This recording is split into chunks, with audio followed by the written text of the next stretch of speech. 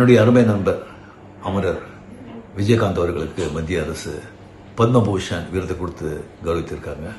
அது நமக்கு எல்லாம் ரொம்பவும் மகிழ்ச்சி.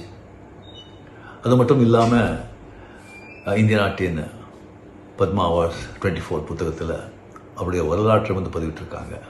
அது அவருடைய பேருக்கு இன்னும் பெருமை சேர்க்கிறது.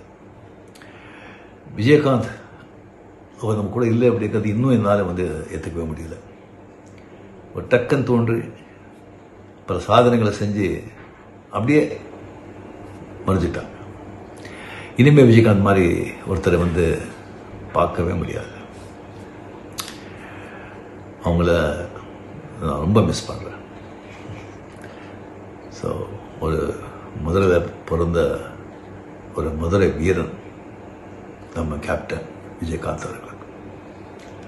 அவர் நாமும் வாழ்க.